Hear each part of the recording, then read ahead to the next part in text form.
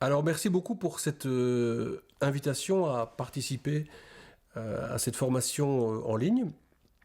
Je vais vous parler de, de ce qui m'a amené à écrire mon dernier livre qui s'appelle La loi des pères.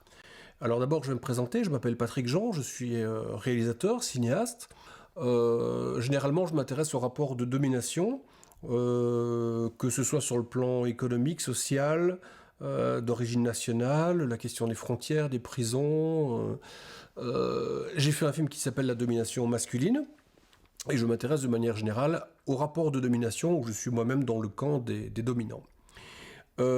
C'est en préparant la domination masculine que j'ai découvert des théories que je n'ai pas prises au sérieux, ce qu'on appelle maintenant des théories anti-victimaires, qui consistent à dire que lorsque un enfant désigne un adulte de son entourage comme agresseur sexuel, et notamment son père, il ne faut pas prendre au sérieux la parole de l'enfant ment, et d'après ces théories, souvent il ment sur instigation de la mère, qui veut ainsi l'emporter devant un tribunal en faisant condamner le père de ses enfants.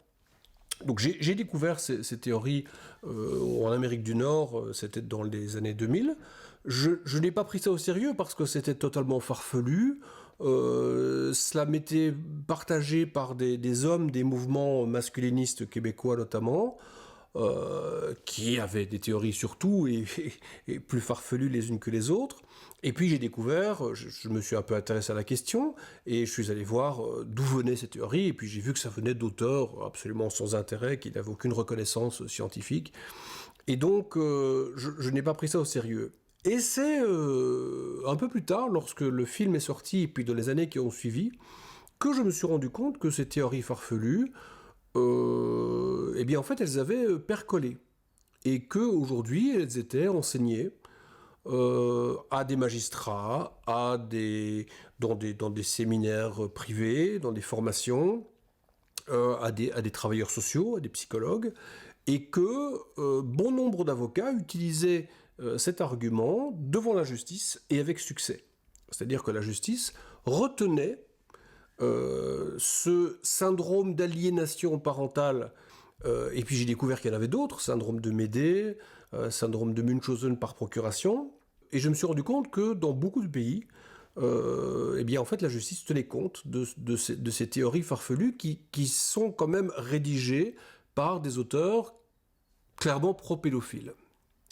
Alors j'ai rencontré un certain nombre de mères qui avaient été accusées, ce qui est assez étonnant parce qu'on parle de syndrome, donc une maladie, mais on les accusait, bon, d'être aliénantes avec leurs enfants, enfants qui avaient dénoncé des agressions sexuelles ou des viols, enfants dont la parole avait suscité des dépôts de plainte ou en tout cas des signalements de la part de professionnels, médecins de famille, pédopsychiatres, infirmières scolaires, etc., etc. Et je me suis rendu compte que dans tous ces dossiers, il y avait des points communs. C'est que généralement, la justice avait classé le dossier sans suite, sans faire vraiment d'enquête, ou voire sans faire d'enquête du tout. Et que, évidemment, ce classement était utilisé par le père désigné comme agresseur. Je dis le père parce que c'est le cas le plus fréquent, avec le concours d'experts. Il y en a quelques-uns qui ont la réputation de venir toujours dire que les mères sont aliénantes et que les pauvres pères sont accusés à tort. Et donc c'est le père en question, dans ces cas-là, qui obtient la résidence principale de l'enfant. La mère en est écartée et ne voit les enfants que à travers des médiations très rares et à distance. Tous ces dossiers se ressemblaient. Et donc j'ai commencé à collectionner des dossiers qui étaient très semblables, qui venaient de tribunaux différents, avec quand même l'un ou l'autre qui revient périodiquement, mais quand même il y en avait de toute la France. Toujours la même histoire, signalement au pluriel, parfois avec des descriptions de traces physiologiques de viol, Et puis toujours le même scénario, classement sans suite, et puis directement justice familiale qui remet les enfants au père que les enfants désignent comme l'agresseur. La première observation que j'ai faite, c'est que cela s'inscrivait dans un processus culturel, c'est-à-dire qu'on a l'habitude de considérer les cas d'agression sexuelle ou de viol d'enfants comme des faits divers. On pense directement à ceux qui sont les plus connus, Dutroux, etc. Et en fait, de toute évidence, il ne s'agit pas de faits divers, mais il s'agit de quelque chose de structurel, exactement comme la violence conjugale. On a longtemps considéré que la violence conjugale était un phénomène de faits divers, rare, particulier, intime. Et il a fallu des grandes enquêtes d'abord en Amérique du Nord et puis au début des années 2000 en France par exemple, pour se rendre compte qu'en fait c'était quelque chose qui était systémique, qui était un phénomène de masse et qu'il fallait regarder les choses de manière sociologique, pour ne pas dire politique, pour les comprendre et cesser de croire que chaque fois c'était des cas singuliers et particuliers.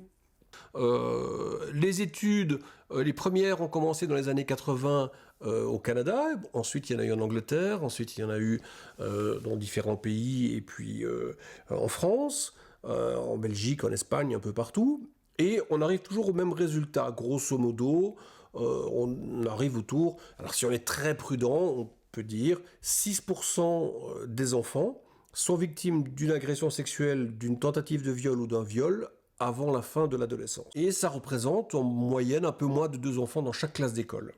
Et on voit que de génération en génération, les chiffres sont assez stables. Donc c'est un phénomène très ancien. Et puis c'est un phénomène qui s'inscrit dans un processus culturel. Si on prend la France par exemple, jusqu'au début du 19e siècle, de viol d'enfants, ça n'existe pas. Déjà, le viol de petit garçon, ça n'existe pas, puisqu'un viol, ce n'est pour le droit qu'une pénétration d'un vagin par une verge. Et puis pour le reste, la loi ne prévoit rien jusque les années 1830. À partir du moment où on considère que ça devient un souci, directement, il y a des médecins qui vont écrire des théories pour dire qu'il ne faut pas croire les enfants.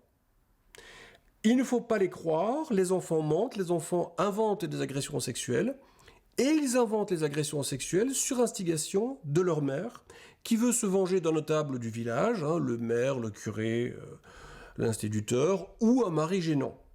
Et donc, on a, au début du 19e siècle, enfin dans la première moitié du 19e siècle, déjà, un syndrome d'aliénation parentale, qui est décrit exactement de la même manière.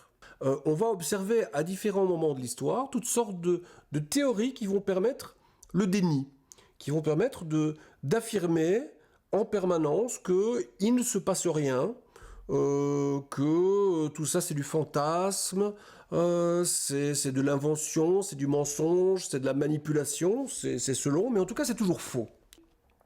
Il va y avoir des moments où, au lieu du déni, on va tomber dans la justification.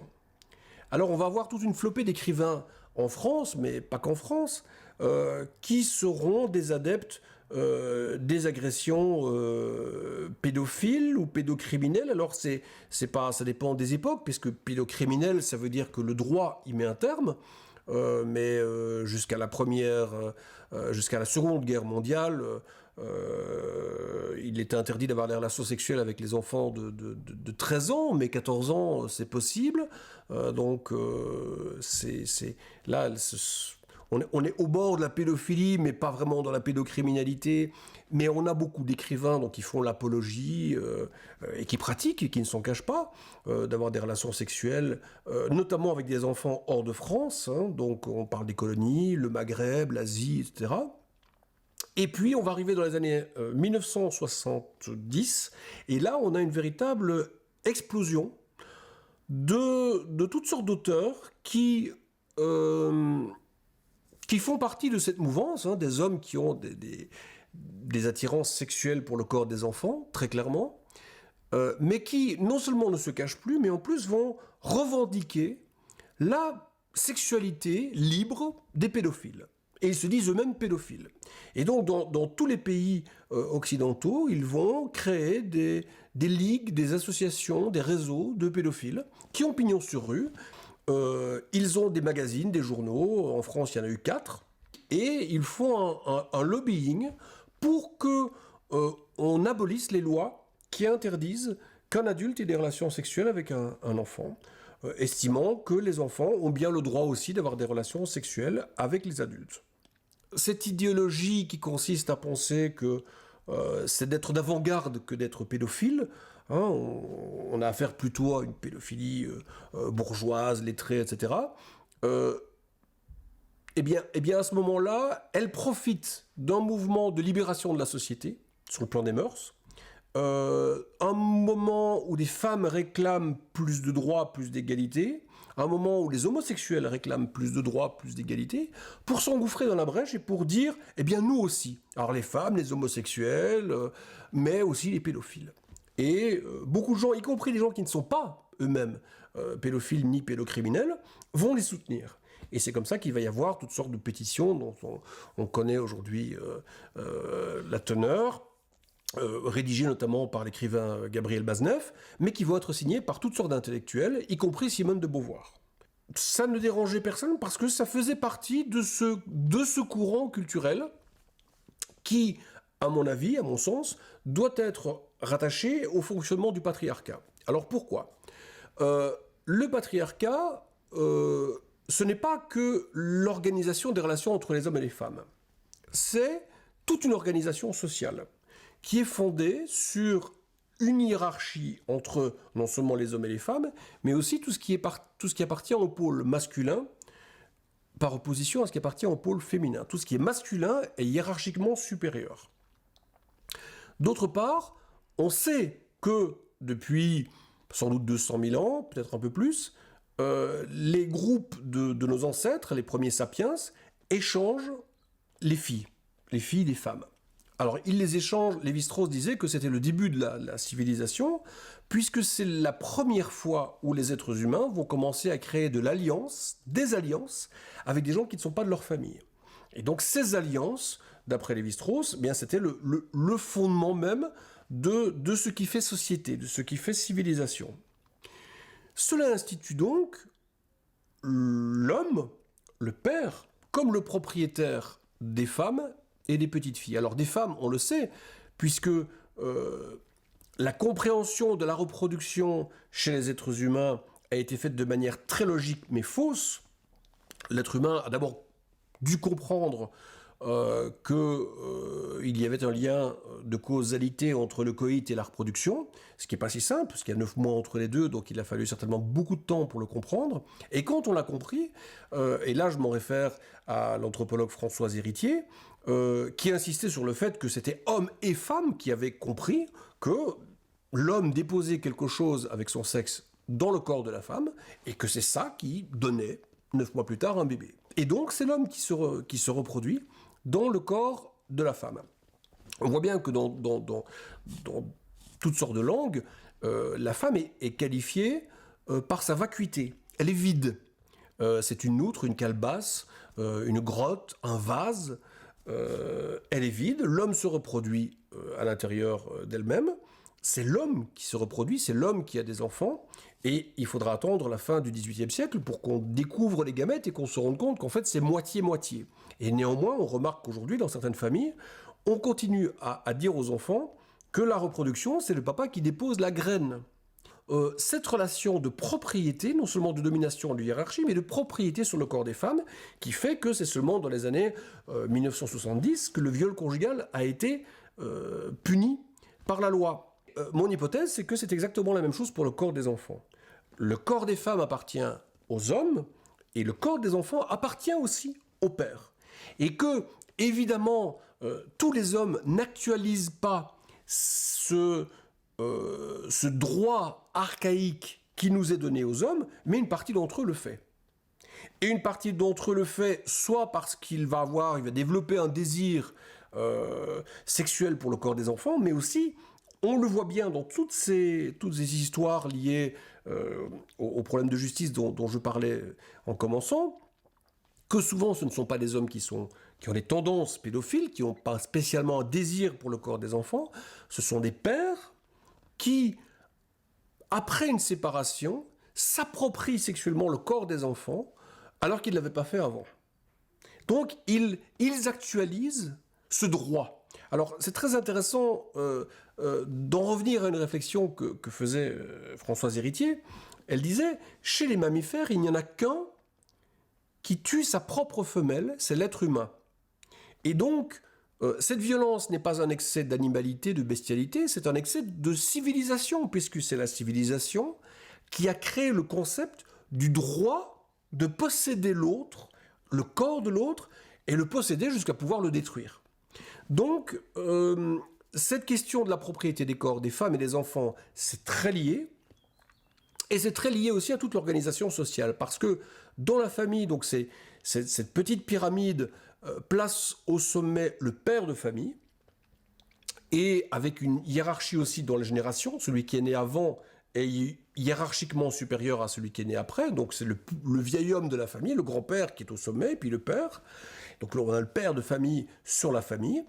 À l'autre bout de la société, on avait traditionnellement le monarque, le roi, le prince, l'empereur, qui était, alors en France c'est très clair, il était considéré comme le père des sujets, le père des Français, et le père de famille était le représentant du roi sur la famille. C'est le petit roi sur la famille qui représente le roi, qui lui-même est roi, il est fait roi, au nom d'un autre père, qui est le Père Tout-Puissant, qui est Dieu, qu'on appelle Père. Dans le monothéisme, on s'adresse à lui en parlant de Père.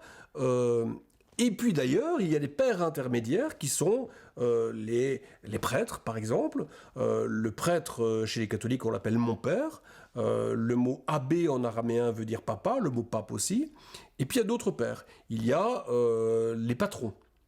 Dans certaines théories, comme le paternalisme, on a développé l'idée que le patron doit se comporter comme un père avec ses enfants par rapport aux ouvriers, aux employés. Donc on voit qu'on a à différents endroits de la société cette idée de structure, alors verticale pour le coup, hein, le père est en haut et puis il y a une hiérarchie qui descend, avec une grande pyramide, avec tout en haut le monarque. Hein, en France, quand on parle du président, il y a encore des gens qui parlent du père de la nation. On parle des pères fondateurs aux États-Unis.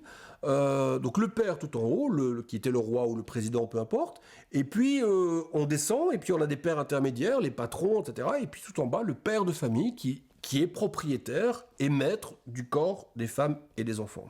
Et quand on voit comment fonctionne cette structure sociale dans sa verticalité, eh bien on voit que la question des agressions sexuelles des femmes et des enfants dans le cadre familial, c'est un phénomène qui est clairement inscrit dans notre structure sociale, et c'est pour ça que c'est aussi difficile à remettre en question.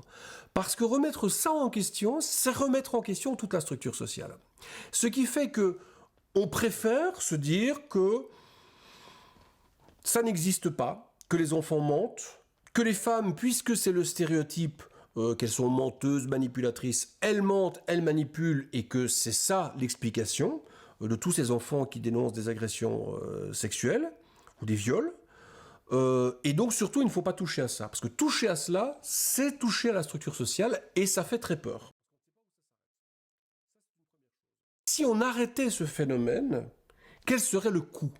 Alors, j'ai esquissé 3 types de coûts. Le premier, il est économique. Si du jour au lendemain, la justice devait prendre en compte tous les dossiers d'agression sexuelle, alors ceux des enfants, mais aussi ceux qui ne sont pas prescrits, actuellement c'est 20 ans, alors 30 ans, mais pour ceux qui sont commis aujourd'hui, mais pour les autres c'est 20 ans, on aurait une quantité absolument phénoménale de dossiers que la justice ne peut pas prendre en compte. Il faudrait multiplier par 20 le nombre de prisons en France. Le deuxième problème, c'est le coût culturel. Le coût culturel, il consiste à se dire que si on prend en compte, la société prend en charge les victimes d'agressions sexuelles enfants, il va falloir accepter l'idée que le lieu le plus dangereux en termes d'agression sexuelle pour les enfants, c'est la famille. Or, dans notre société, on continue de considérer la famille comme le refuge, comme l'endroit où on est en sécurité. Et l'idée que la famille est un lieu de protection et que le père est à la fois l'autorité et la protection, c'est quelque chose qui est très ancré, très inscrit dans notre culture et qu'on retrouve par exemple dans les mouvements réactionnaires contre le mariage pour les homosexuels, où des gens expliquent qu'un enfant sans père, ça n'existe pas. Ils ne voient pas que dans la société, il y a des tas d'enfants sans père, parce que les pères sont partis, ne s'occupent pas de leurs enfants, ont disparu, ne les ont pas reconnus, et que ces enfants, sont éduqués par des femmes. Pour eux, un enfant sans père, ça n'existe pas, parce que ce qui fait l'appartenance à la société, c'est la lignée avec le père. Et enfin, il y a un troisième coup qui est psychologique. Se dire qu'on vit dans une société où on estime que 2,5% des hommes sont déjà passés à l'acte ou sont susceptibles de passer à l'acte en termes d'agression sexuelle d'enfants, 2,5% des hommes. Se dire que quand on regarde une sortie d'école, eh bien en moyenne il y a près de 2 enfants par classe qui sont victimes, ou qui vont l'être. Vivre avec ça psychologiquement c'est compliqué, c'est douloureux. Le déni, d'une certaine manière, est beaucoup plus confortable. On vit mieux quand on ne sait pas. Les théories anti-victimaires type syndrome d'aliénation parentale, syndrome de Médée, etc., c'est extrêmement commode. Ça résout le problème en justice, parce que la justice, qui n'a pas les moyens de toute manière de se lancer dans de longues enquêtes, préfère considérer dans un certain nombre de cas, il y a aussi des magistrats qui travaillent très très bien, mais dans un certain nombre de cas, on considère qu'on n'a pas la matière à enquêter, donc on classe sans suite, et puis après, on peut s'appuyer sur des théories qui diraient que les femmes ont tout inventé. Donc voilà un peu comment j'ai été amené à observer ces phénomènes. Il y a toujours les fameux experts, ils sont quelques-uns, qui ont pour habitude de détecter des syndromes d'aliénation parentale, de Médée ou autres, même parfois sans rencontrer les victimes. Voilà où nous en sommes. Donc il faudra certainement encore pas mal de temps pour que les choses ne bougent. Ce qu'il faut espérer, c'est que de plus en plus de gens, de praticiens étant formés à ces sujets, petit à petit, l'idée qu'il existe bien un phénomène massif d'agression sexuelle et de viol de mineurs, essentiellement dans le cadre familial, existe bien dans notre société et que cela doit d'urgence être pris en question.